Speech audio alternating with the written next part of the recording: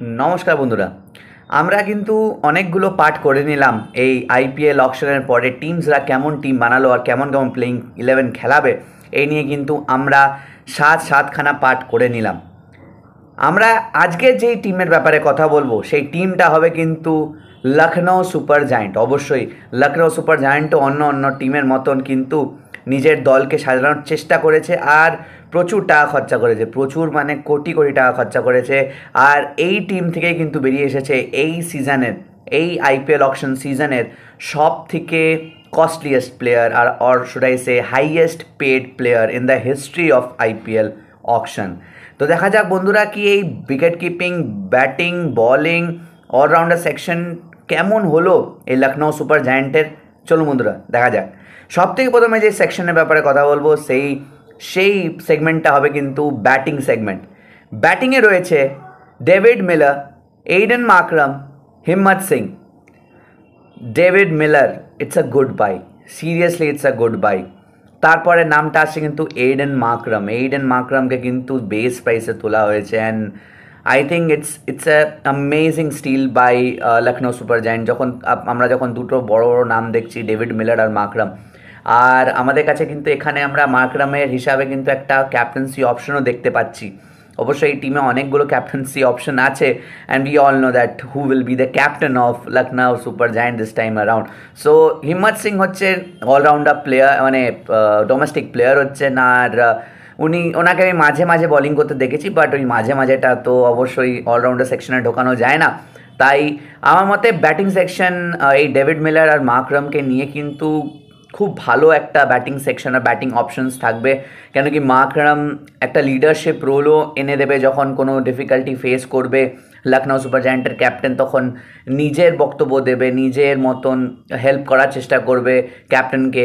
তারপরে বলিংও উনি করতে পারেন, অফ স্পিন বলিং করেন আর ভালোই বলিং করেন, ডিসেন্ট বলিং করেন। আমরা কিন্তু 2020 সিরিজে recently concluded India versus south Africa যে 2020 সিরিজটা হলো, সেই 2020 সিরিজটার মধ্যেও কিন্তু আমরা মাকরামকে দেখলাম যখন উনি বলিং করছিলেন।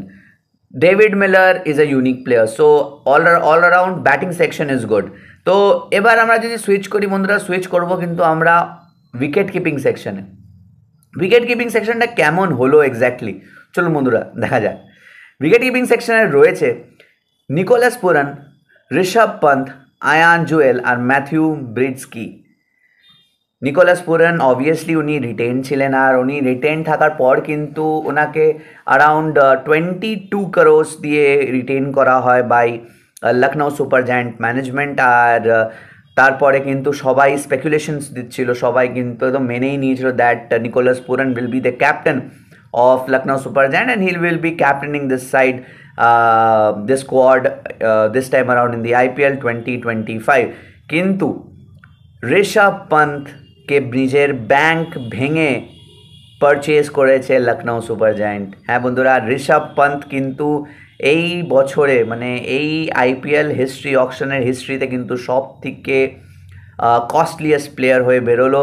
And why not, we all know who Rishabh Pant is and how he plays and how much greatness he comes with and মানে he is such a great player.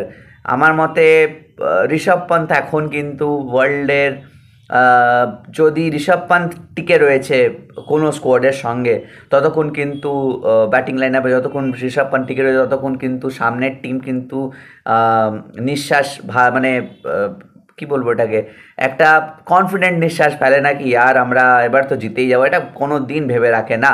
So inclusion of Lucknow super giants, inclusion in Lucknow super জায়েন্টের ঋষভ পন্থ কিন্তু খুব important. আর ওনাকে কিন্তু captain বানাবে Lucknow super giant and it's a great move. He has been bought by Lucknow super giant management by 27 crores। It's a huge amount. আর congratulations to Rishabh Pant for getting so money. তারপর রয়েছে আয়ান জুয়েল আর ম্যাথিউ ব্রিডস্কের। আয়ান জুয়েল আমাদের দেশের ডোমেস্টিক প্লেয়ার, গুড প্লেয়ার, দেখা যাক উনি চান্স পান কি না। ম্যাথিউ ব্রিডস্কিকে চান্স দেওয়া হয়েছে, উনি কিন্তু সাউথ আফ্রিকান প্লেয়ার হচ্ছেন। তো জানি না বন্ধুরা কতটা উনি চান্স পাবেন। অবভিয়াসলি পুরান যখন খেলবেন না বা পুরান ইনজয়ার্ড থাকলেন তখন ব্রিটস্কি খেলতে পারেন, বাট আরও অনেক অপশনস রয়েছে টু রিপ্লেস পুরান অ্যাজ ওয়েল। বলিং সেকশনে কেমনটা হলো বন্ধুরা, বলিং সেকশনটা কেমন হলো? বলিং সেকশন কিন্তু প্রতিটা টিমই চায় কি আমি এমন বলিং সেকশন বানাবো যেটা বলিং পিচেও ভালো বলিং করবে আর ব্যাটিং পিচেও যেন না মার খেয়ে, অবভিয়াসলি মার খাবেই ব্যাটিং পিচে, মার খেয়েও কিন্তু ম্যাচটা বার করা যেতে পারে। তো বলিং সেকশনটা কেমন হলো লখনৌ সুপার জায়ান্টের, চলুন বন্ধুরা দেখা যাক। বলিং সেকশনে রয়েছে Bishnoi, Mayank Yadav, Mohsin Khan, Avesh Khan, Akashdeep, Shamar Joseph, Manimaran Siddharth, Dignesh Singh and Akash Singh. Bishnoi के ओनारा रिटेन করেছিলেন, বিষ্ণোই আর Mayank Yadav was retain by LSG management and বিষ্ণোইকে রিটেন করা হয়েছে, এটা কিন্তু খুব ভালোই একটা ডিসিশন বাই দেম। আর Bishnoi is a very good bowler আর ভেরি গুড বলার, তাও কম হবে বলা, but he is a great bowler আর for T twenties and it's a good inclusion to the squad as well. তো অনেক কেউই চাইবে না কি নিজের স্কোয়াড থেকে বিষ্ণোইকে যেতে দিতে, তো এটা ভালো মুভ যে ওনাকে রিটেন করা হয়েছে। ময়ঙ্ক यादव, এখন আমরা জানি যে ময়ঙ্ক यादव কিন্তু রিসেন্টলি টি20 ইন্টারন্যাশনাল টিমে ঢুকেছেন। He is been bowling greatly and he is bowling in fast আর পিওর ট্যালেন্ট হিসাবে কিন্তু বেরিয়ে এসেছে এই ময়ঙ্ক यादव, অ্যান্ড ময়ঙ্ক यादवকেও রিটেন করা হয়েছে। তারপর রয়েছে মহসিন খানকে তোলা হয়েছে বন্ধুরা, আবার মহসিন খানের জন্য কিন্তু আরটিএম ইউজ করা হয়েছে অ্যান্ড মহসিন খান অবভিয়াসলি উনি রান দেন না, বাট খুবই injury prone player. Obviously Mayank Yadav is also injury prone player, তো এই দুটো ইঞ্জারি প্রোন প্লেয়ার রয়েছে, তো তার জায়গাও কিন্তু দুটো ভালো ভালো সেট আপ এসে গেছে। আবেশ খানকে তোলা হয়েছে, আকাশদীপকে তোলা হয়েছে, সো এরা দুজন কিন্তু ওদের দুজনকে রিপ্লেস করবে টু বি অনেস্ট। আর অবভিয়াসলি আবেশ খান কিন্তু 2020 পার্টিকুলারের জন্য কিন্তু উনি ডেথ বলিং ভালো করেন, কিন্তু উনি মারও খুব খান। সো আকাশদীপের অপশনটা কিন্তু ইনক্লুশন লখনৌ সুপার জায়ান্টের কিন্তু ভালো হবে, আকাশদীপ ভালো বলার।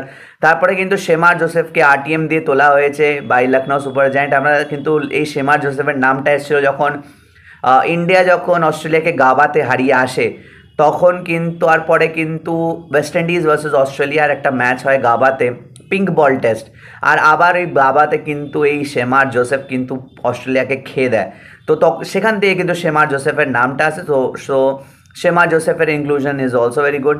মণিমারন সিদ্ধার্থ, দিগ্নেশ সিং অ্যান্ড আকাশ সিংয়ের কিন্তু এরা কিন্তু আমাদের দেশের domestic bowlers, young promising talents. So let's see বন্ধুরা, এখানে যখন এতগুলো যখন ইয়াং সিনিয়র প্লেয়ার্স রয়েছে, এদের থেকে কিন্তু শেখা উচিত। আর শেখাটা অবভিয়াসলি কোনো দিনই বয়সের ফ্যাক্টর হয় না, যখন তখন কিন্তু কারোর কাছ থেকে শেখা যায়। অলরাউন্ডার সেকশনটা কেমন হলো? প্রতিটা টিম কিন্তু অলরাউন্ডার সেকশনটা কিন্তু নিজের মতন বানিয়ে নিয়েছে, আর প্রতিটা টিমই চায় যে অলরাউন্ডার সেকশন থেকে কিন্তু আমরা ব্যাটিং বলিং সব কিছু পেতে পারি, আর স্ট্রেংথ যেন আমার অলরাউন্ডার সেকশনে ভালো থাকে।